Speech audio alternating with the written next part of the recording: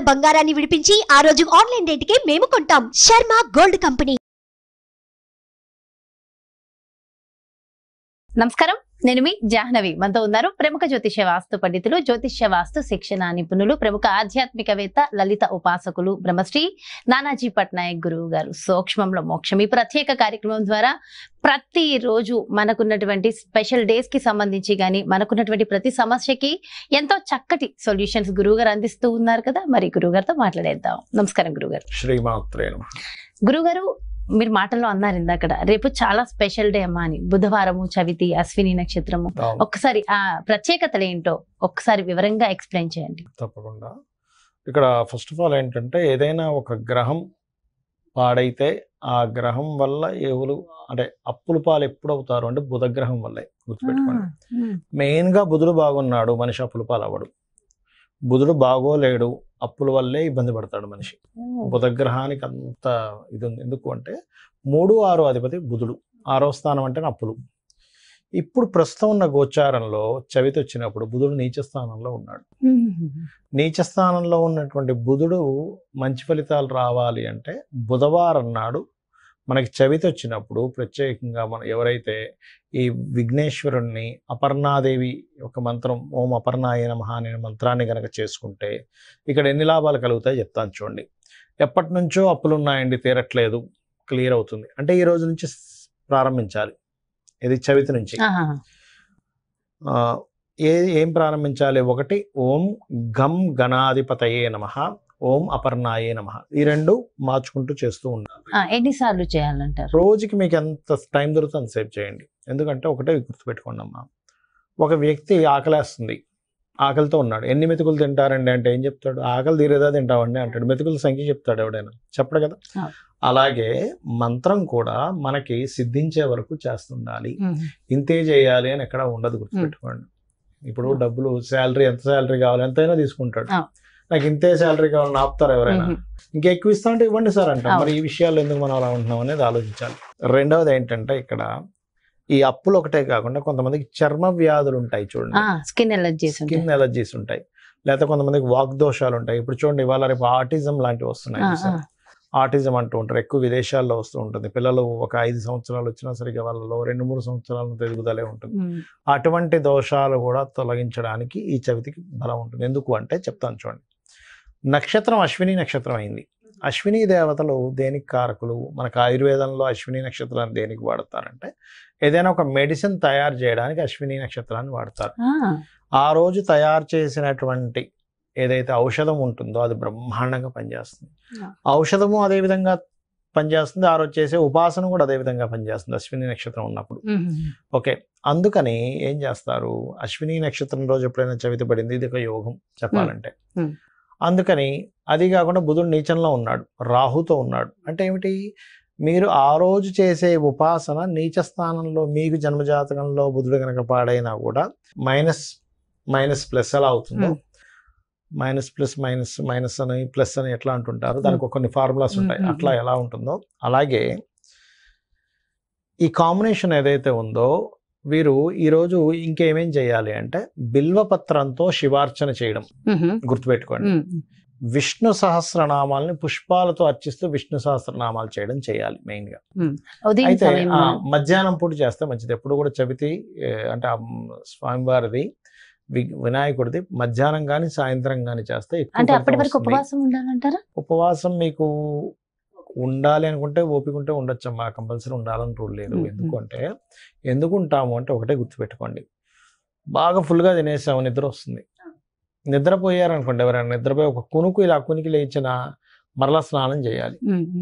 ఎందుకంటే అది పని చేయదు మీరు చేసే పూజకి. ఎందుకంటే నిద్రలోకి వెళ్ళారు అంటేనే మళ్ళీ స్నానం చేయాల్సిన పరిస్థితి వస్తుంది. స్నానం చేయలేము, కనీసం నీళ్లు తీసుకొని ఓం నమ శివాయ అనుకుంటూ జల్లుకోవడం అయినా, ఓం నమో నారాయణ అయినా జల్లుకోవాలి. అదొక రకమైన స్నానం, అంటే అత్యవసర పరిస్థితుల్లో వాడతారు దాన్ని. ఓకే, కాబట్టి ఈ చర్మ వ్యాధులు, అప్పులు, ఈ కొంతమందికి రిలేషన్స్లో గొడవలు ఉంటాయి చూడండి. మా బంధువర్గంలో మాట్లాడితే నాకు గొడవ ఉందండి అంటూ ఉంటారు. నేను బాగున్నా సరే నన్ను ఇబ్బంది పెడుతున్నారు అంటూ ఉంటారు. అటువంటి వారు ఈ పరిహారం చేసుకోవాలి. అయితే ఈ పరిహారంలో ప్రత్యేకంగా ఏంటంటే ఒకటే గుర్తుపెట్టుకోండి, నేను ఈ నైవేద్యమే పెడితే భగవంతుడు నన్ను ప్రసన్నం చేస్తాడను, లేకపోతే ఈ పుష్పాలతో చేస్తేనే ప్రసన్నం అవుతాడని ఇవి ఏమీ పెట్టుకోకండి. అసలు ఇవి ఏమీ పెట్టుకోకూడదు. ఎందుకంటే కుచేలుడు తెలుసు కదా, కుచేలుడు ఏమి ఇచ్చాడని కృష్ణ పరమాత్మకి అటుకులు ఇచ్చాడు. అవునా కదా? ఆయన ఏమైనా గొప్పవాడా, బాగా ధనవంతుడా? భక్తి ప్రధానం. నేను ఆయనకి ఏదో పట్టుకెళ్ళాలనే ఒక భావంతో తీసుకెళ్ళాడు. అందుకని ఆ శ్రీకృష్ణ పరమాత్మ ఆనందంతో ఆయన తిరిగి ఇంటికి వెళ్ళేసరికి ఆ 2 సార్లు అటుకులు వేసుకునేసరికి 3వసారి ఆపుతుంది. స్వామి నువ్వు గనక తిన్నామని మనందరం అక్కడికి వెళ్ళి దాసీ పని చేయాలి, అంత లక్ష్మిని ఇచ్చేసినట్టు అవుతుందని. అంటే ఏమిటి ఇక్కడ అర్థం? స్వామివారు ఎప్పుడు కూడా భక్తికే లొంగుతారు. అంటే భక్తే అతనికి ప్రధానము. భక్తి ఇంకోటి ఏమీ లేదు. మీరు పుష్పాలతో, బంగారు పుష్పాలతో పూజ చేయండి, భక్తి లేకపోతే ఏమి చేసినా వేస్టే, గుర్తుపెట్టుకోండి. ఇలా చేసి చాలామంది ఏమనుకుంటారంటే, ఇప్పుడు ఈ పుష్పాలు ఇవన్నీ ఉంటాయి కదా పూజ చేసిన తర్వాత, అంటే ఒక ప్రశ్న వచ్చింది, అందుకే నేను మీకు చెప్తున్నాను. వీటన్నిటిని ఏం చేయాలని కూడా అడుగుతూ ఉంటారు. చాలా మందికి తెలియని విషయం ఏంటంటే, పుష్పాలను తీసుకెళ్లి డస్ట్బిన్ లో దసరాలో వేయకూడదు, మొక్కల్లో వేయాలి. వీటిని ఎరువుగా పనిచేస్తుంది, వాటికి మంచిది. ఎందుకంటే వాటిని అవమానించినట్టే కదా పుష్పాలను తీసుకెళ్లి వేసేస్తే, కాబట్టి మొక్కల్లో వేయాలి. మొక్కల్లో వేయాలి, నీళ్ళలో కూడా వేయచ్చు. నీళ్ళలో వేయచ్చు, నీరుంటే వేయచ్చు, పారే నీళ్ళలో కూడా వేయచ్చు, తప్పులేదు. సో ఇవి చేయాలి. వీలైతే పెసలు దానంగా ఇవ్వండి.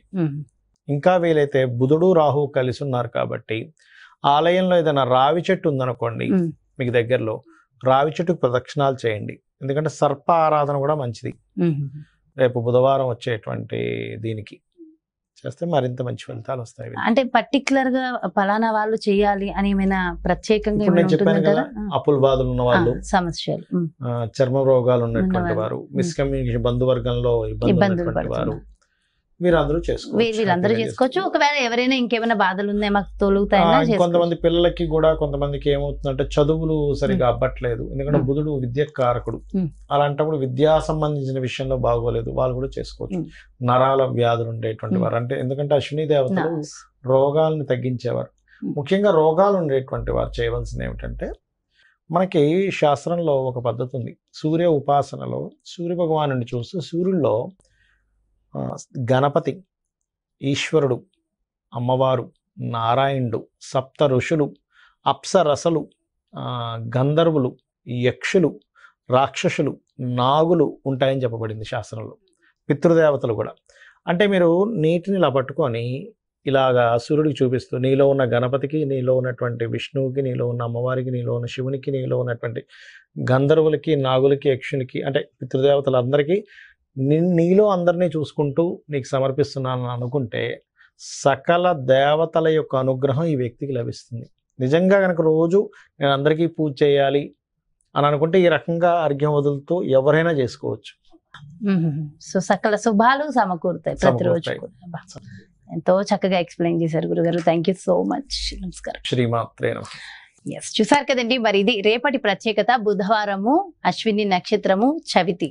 మరి ఈ సందర్భంగా ఖచ్చితంగా అప్పుల సమస్యతో, చర్మ రోగాలతో బాధపడే వాళ్ళందరికీ ఎంతో చక్కటి రెమెడీస్ గురువుగారు అందించారు కదా. సో ఖచ్చితంగా చేసుకుని అందరూ కూడా సుఖంగా, సౌఖ్యంగా ఉండాలని మనస్ఫూర్తిగా కోరుకుంటూ మరో చక్కటి ప్రత్యేకమైన కార్యక్రమంతో మళ్ళీ మీ ముందుకు వచ్చేస్తాను. మరి అదేవిధంగా మీ యొక్క జాతకానికి సంబంధించి కానీ, లేదంటే మీ ఇంటి వ్యాపార వాస్తుకు సంబంధించి కానీ గురువు గారిని సంప్రదించాలి, అపాయింట్మెంట్ కావాలి అనుకుంటే ఇంకెందుకు ఆలస్యం అయితే క్రింద డిస్ప్లే అవుతున్నటువంటి నెంబర్స్ కి కాల్ చేయండి. నమస్కారం.